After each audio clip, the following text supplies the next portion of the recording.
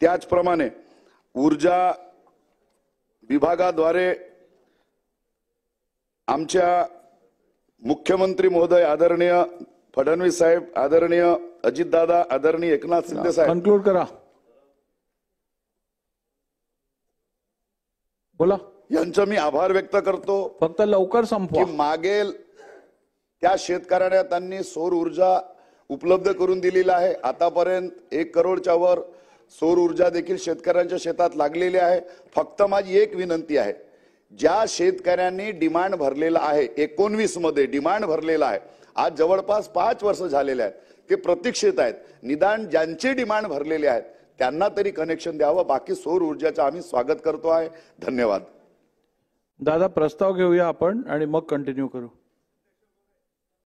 तुमच्या आणि या सभागृहाच्या वेळेचा मान राखून टू द पॉइंट मी फक्त बोलतो आणि मी माझा प्रश्न संपवतोय। बाब क्रमांक 37 व 38 पान नंबर 27 वरती पीक विम्याचा विषय आहे साहेब। माझी विनंती एवढीच आहे की पीक विमा देत असताना अवकाळीने जो पाऊस होतो ते पर्जन्यमापक यंत्र हे काही मंडल विभागांमध्ये बसवलेलं असतं। माझी या सभागृहाला विनंती आहे तुमच्या माध्यमातून की ते प्रत्येक गावामध्ये ते उभं करावं, कारण त्या मंडलावरती पडणाऱ्या पावसावरती ते पीक विमा देण्यामध्ये परत कंपनी टाळाटाळ करत असते।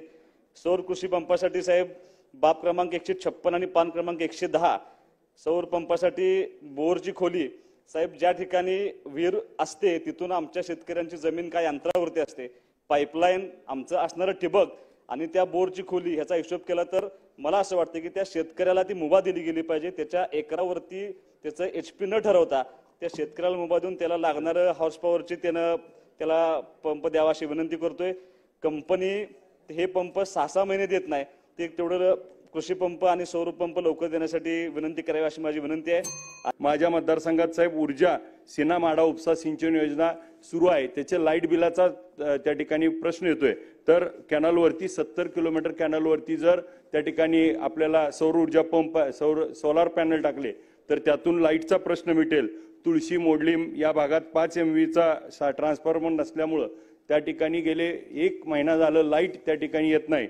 माडा आणि पंढरपूरसाठी पंढरपूरला 400 kV आणि माड्यासाठी 220 kVचं त्या ठिकाणी सबस्टेशन व्हावं तरच ह्या लाईटचा प्रश्न मार्गी लागेल। आणि या माध्यमातून साहेब आमच्या टेंभुर्णी आणि या भागातल्या शेतकऱ्याला यातून दिलासा मिळेल। मला बोलण्याची संधी दिली, धन्यवाद। शंकर भूसंपादनासाठी यामध्ये तरतूद करणं अतिशय गरजेचं आहे। त्याचबरोबर ऊर्जा विभागाच्या वर बोलत असताना बाब क्रमांक 184 आपल्याला माहिती आहे की ग्रामीण भागामध्ये पूर्ण क्षमतेने लाईट मिळत नाही। ऊर्जा विभागाअंतर्गत राज्यात बळीराजा वीज सवलत योजनेअंतर्गत 7.5 HPच्या कृषी पंप धारकांना मोफत वीज पुरवठा करण्याची तरतूद या ठिकाणी केलेली आहे पुरवणी मागण्यामध्ये, परंतु पूर्ण क्षमतेने लाईट मिळत नाही। रात्रीची लाईट ही अतिशय कमी दाबाने येते आणि त्यामुळे आमच्या सर्व शेतकरी वर्गामध्ये जर बघितलं की अनेक दुर्घटना या ठिकाणी घडतात। रानडुकरं असतील, बिबट्या असतील यांचा वावर आणि त्यामध्ये अनेक दुर्दैवी घटना घडलेल्या, अनेकांना जीव गमावा लागलेला आहे। आपल्या शेतीचं पीक वाचवण्यासाठी त्यामध्ये कंपाऊंडमध्ये तारा सोडणं, वीज पुरवठा त्यामध्ये सोडल्यानंतर अनेकदा घरातील कुटुंबातील शेतकरी वर्गांना या ठिकाणी मयत झालेली हेही आपण बघितलेलं आहे।